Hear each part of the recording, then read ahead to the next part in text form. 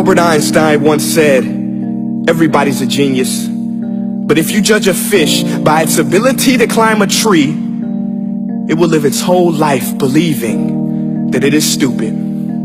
Ladies and gentlemen of the jury, today on trial we have modern day schooling. Glad you could come. Not only does he make fish climb trees, but also makes them climb down and do a 10-mile run. Tell me, school, are you proud of the things you've done? Turning millions of people into robots, do you find that fun? Do you realize how many kids relate to that fish? Swimming upstream in class, never finding their gifts, thinking they are stupid, believing they are useless? Well, the time has come, no more excuses. I call school to the stand and accuse him of killing creativity, individuality, and being intellectually abusive. He's an ancient institution that has outlived his usage.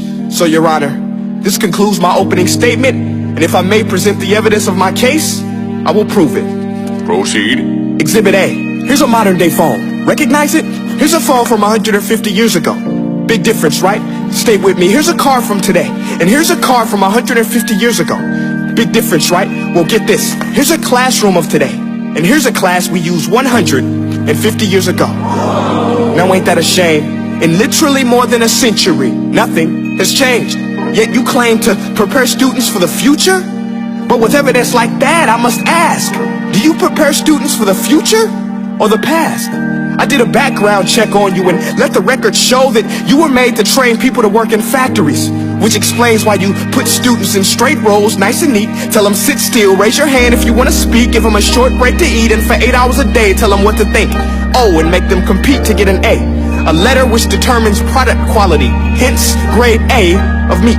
I get it. Back then, times were different. We all have a past. I myself am no Gandhi. But today, we don't need to make robot zombies. The world has progressed. And now we need people who think creatively, innovatively, critically, independently, with the ability to connect. See, every scientist will tell you that no two brains are the same.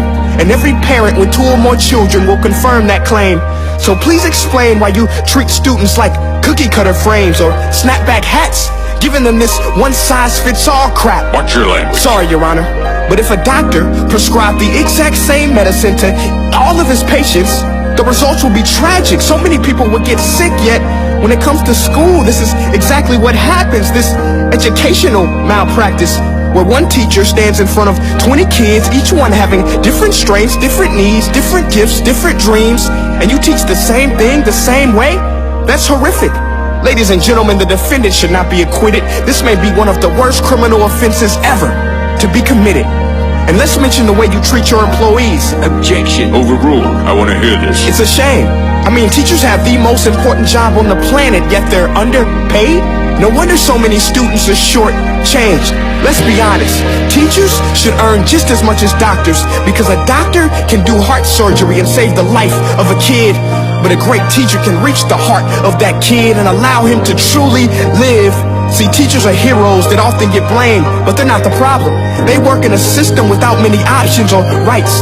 Curriculums are created by policymakers, most of which have never taught a day in their life.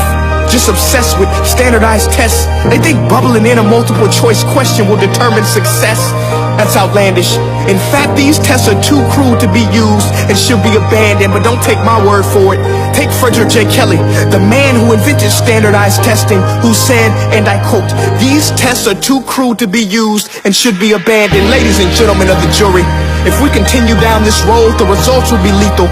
I don't have much faith in school, but I do have faith in people.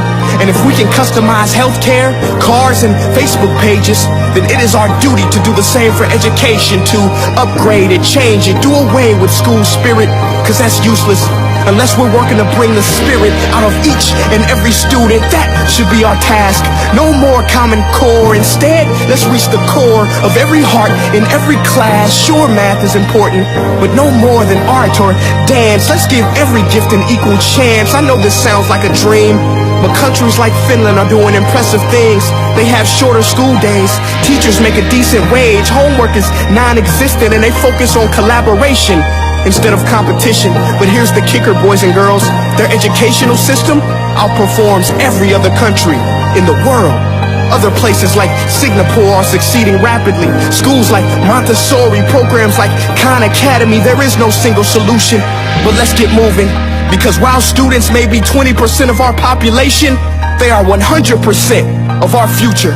So let's attend to their dreams, and there's no telling what we can achieve. This is a world in which I believe, a world where fish are no longer forced to climb trees.